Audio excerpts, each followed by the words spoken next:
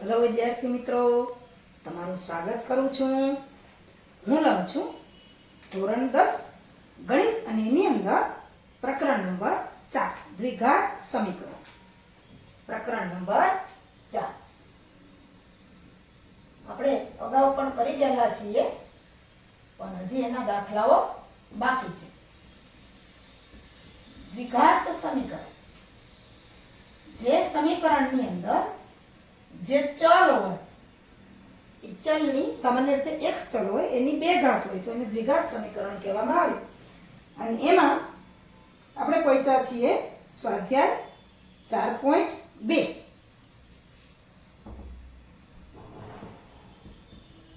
સ્વાધ્યાય 4.2 જુઓ, તમારા પાઠ્યપુસ્તકમાં જોતા થાવ, પાના નંબર 38 ઉપર છે. તમે પણ સાથે સાથે જોતા જાઓ રકમ. પાના નંબર 38 ઉપર સ્વાધ્યાય 4.2 એનો આપણે છઠ્ઠો દાખલો પહોંચ્યા છીએ, એટલે કે દાખલા નંબર 6. જો તમે પણ રકમ જોતા જાજો. એક કુટીર ઉદ્યોગ એક દિવસમાં કેટલીક માટીની વસ્તુઓ બનાવે છે. એક નિશ્ચિત દિવસે જણાવ્યું કે પ્રત્યેક વસ્તુની ઉત્પાદન કિંમત રૂપિયામાં છે. તે દિવસે વસ્તુની ઉત્પાદિત વસ્તુના બમણા કરતા 3 વધુ છે. એની કિંમત બમણા કરતા 3 વધુ છે. જો તે દિવસે ઉત્પાદિત ખર્ચ 90 રૂપિયા હોય તો ઉત્પાદિત વસ્તુની સંખ્યા અને પ્રત્યેક વસ્તુની ઉત્પાદન કિંમત શોધો. આપણે બે જવાબ શોધવાના છે. હવે જુઓ, ધારો કે નિશ્ચિત દિવસે, જે દિવસે આપણને કીધું છે તે દિવસે ઉત્પાદિત વસ્તુની સંખ્યા ધારો કે x છે. ધારો કે નિશ્ચિત દિવસે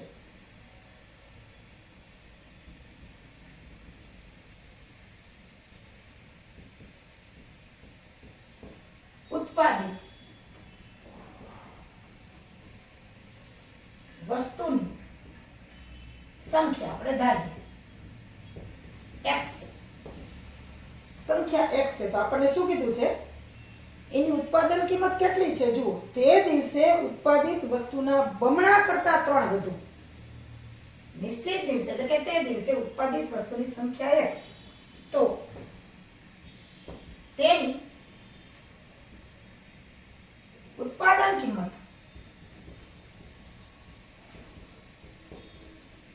શું થાય છે? તે વસ્તુના બમણા કરતા 3 વધુ, એટલે ઉત્પાદન કિંમત થશે તે વસ્તુના બમણા, એટલે વસ્તુ x, બમણા એટલે 2 સાથે ગુણાકાર, 3 વધુ એટલે 3.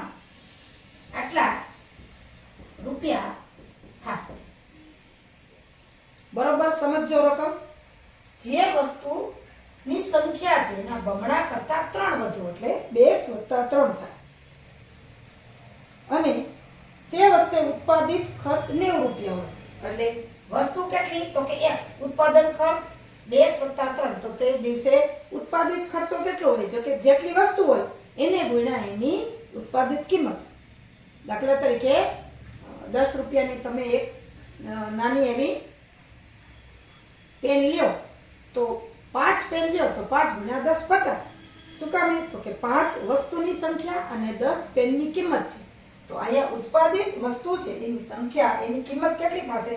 તો કે x × 2x + 3, એટલે ચોક્કસ દિવસે ઉત્પાદિત વસ્તુની કિંમત આપણને આપી છે. ચોક્કસ દિવસે એટલે કે નિશ્ચિત દિવસે ઉત્પાદિત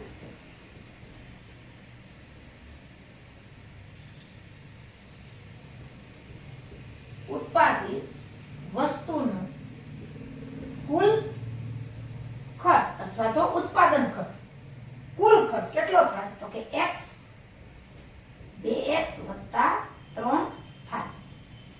હવે એ ખર્ચ આપણને આપી દીધો છે કે જો તે દિવસે ઉત્પાદિત ખર્ચ 90 રૂપિયા છે, તે દિવસનો ઉત્પાદન ખર્ચ 90 રૂપિયા છે. ફરીથી, નિશ્ચિત દિવસે ઉત્પાદિત વસ્તુની સંખ્યા x, એની કિંમત છે જે સંખ્યા છે એના બમણા કરતા 3 વધારે એટલે 2x + 3, અને ચોક્કસ દિવસે વસ્તુનો કુલ ખર્ચ ઉત્પાદન માટેનો કુલ ખર્ચ એટલે કે જે વસ્તુ હોય એની સંખ્યા ગુણ્યા એનો બનાવવા માટેનો ખર્ચ, તો તે દિવસે એનો ખર્ચ છે એ 90 રૂપિયા છે. હવે આપણે સમીકરણ બનાવીએ એટલે કે x 2x + 3 બરાબર 90. વસ્તુની સંખ્યા ગુણ્યા એની કિંમત બરાબર એનો ખર્ચ. હવે આપણે દ્વિઘાત સમીકરણ બનાવવાનું છે. x × 2x એટલે 2x વર્ગ, x × 3 એટલે 3x બરાબર 90. પણ દ્વિઘાત સમીકરણ માટે આપણે બધા જ પદને એક બાજુ લઈ લઈએ તો 90 ને આ બાજુ લઈ લેશું એટલે માઈનસ થઈ જશે. એટલે કે 2x વર્ગ વત્તા 3x ઓછા 90 બરાબર 0. હવે આપણે આનો ઉકેલ શોધવાનો છે. હવે જો આપણને જે દ્વિઘાત સમીકરણ મળ્યું છે 2x વર્ગ વત્તા 3x ઓછા 90 બરાબર 0. હવે આમાંથી આપણે સમીકરણને નાનું કરવું તો અહીંયા 2, અહીંયા 3 અને 90, આ બેમાંથી 3 સામાન્ય નીકળે, આ બેમાંથી 2 સામાન્ય નીકળે, પણ ત્રણેયમાંથી કોઈ એક આંકડો 2 કે 3 સામાન્ય નીકળે એમ નથી. એટલે આ સમીકરણ આપણે રાખવું પડશે, એને આનો ઉકેલ શોધવો પડશે. હવે પહેલા પદનો અને છેલ્લા પદનો ગુણાકાર કરો તો 90 × 2 એટલે 9 દ્વારા 180 ઓછા 180 થાય. હવે એવા બે આંકડા શોધો અથવા તો એવી બે સંખ્યા શોધો કે જેનો ગુણાકાર ઓછા 180 થાય અને સરવાળો અથવા બાદબાકી વત્તા 3 થાય. તો તમારે એ શોધવું પડે. ઘડિયા આવડતા હોય તો તરત જ શોધાઈ જાય. હવે ઓછા 180 છે. જુઓ હું તમને બે આંકડા આપું છું 12 અને 15. 12 અને 15 નો તફાવત તો 3 છે અને ગુણાકાર કરી લઈએ આપણે 15 × 12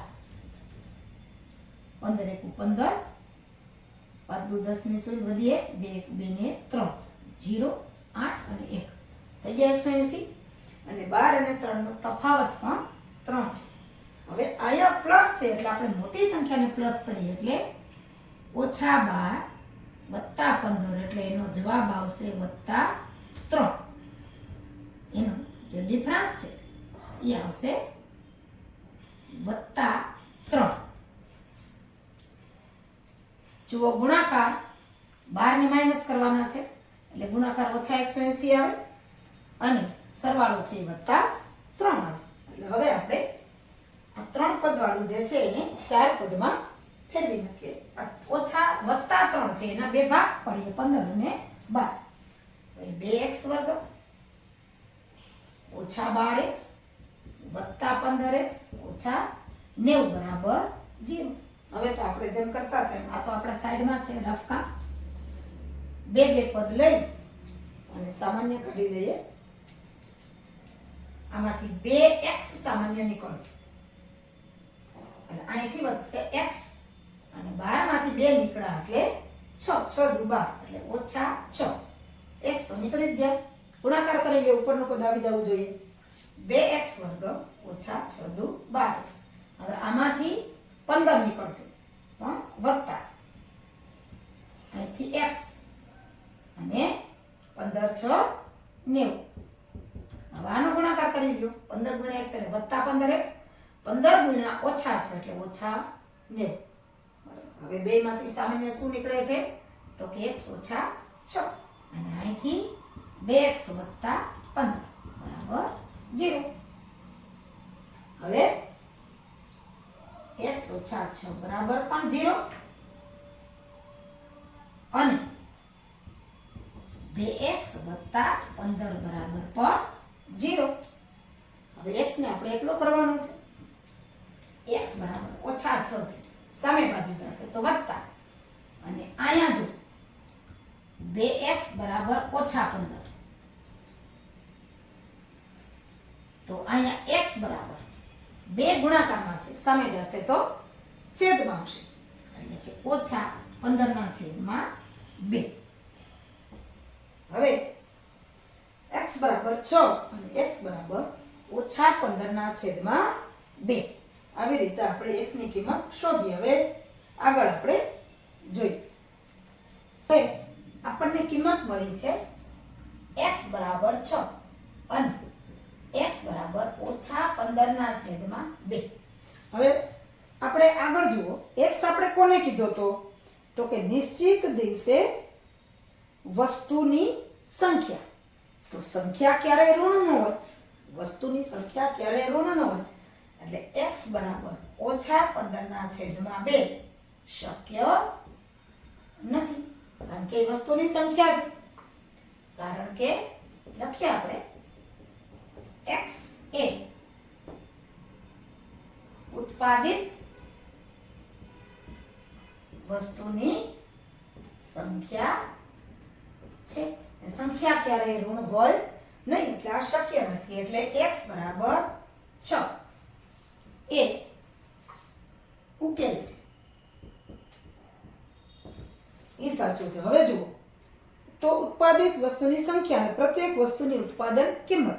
તો ઉત્પાદિત વસ્તુની સંખ્યા, ઉત્પાદિત વસ્તુની સંખ્યા 6 છે, બરાબર. હવે ઉત્પાદિત વસ્તુની પ્રત્યેક વસ્તુની ઉત્પાદન કિંમત, પ્રત્યેક વસ્તુની ઉત્પાદન કિંમત. ઉત્પાદન કિંમત શું છે? 2x + 3 છે. તો આપણે x ની જગ્યાએ 6 મૂકી દઈએ. 2x + 3 માં x બરાબર 6 લેતા, x બરાબર 6 લઈ લઈએ. તો 2 અહીં 6 + 3 બરાબર 6 × 2 = 12 + 3 એટલે કે 15. એટલે કે ઉત્પાદિત વસ્તુની સંખ્યા 6 અને પ્રત્યેક વસ્તુની ઉત્પાદન કિંમત 15 રૂપિયા થાય. ઉત્પાદિત વસ્તુની સંખ્યા 6 અને પ્રત્યેક વસ્તુની ઉત્પાદન કિંમત, પ્રત્યેક વસ્તુની ઉત્પાદન કિંમત 15 રૂપિયા છે. આ જવાબ આપણો સાચો છે. હવે તમને એમ થાય કે જવાબ સાચો છે કે ખોટો, તો આપણે જે સમીકરણ આપ્યું હતું કે 90 રૂપિયા નિશ્ચિત દિવસે ઉત્પાદિત ખર્ચ છે એ 90 રૂપિયા છે. તો x 2x + 3 બરાબર 90. જોઈ લઈએ x ની કિંમત જો મૂકીએ ને બરાબરની બે બાજુ સરખી તો આપણો જવાબ સાચો છે. x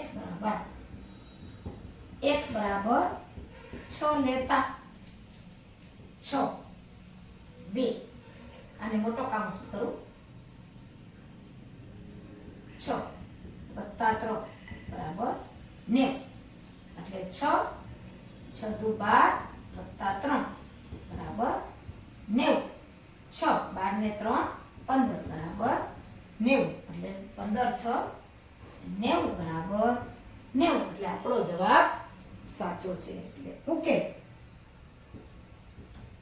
x બરાબર 6 એ સાચો છે. આપણે તાળો મેળવી લીધો.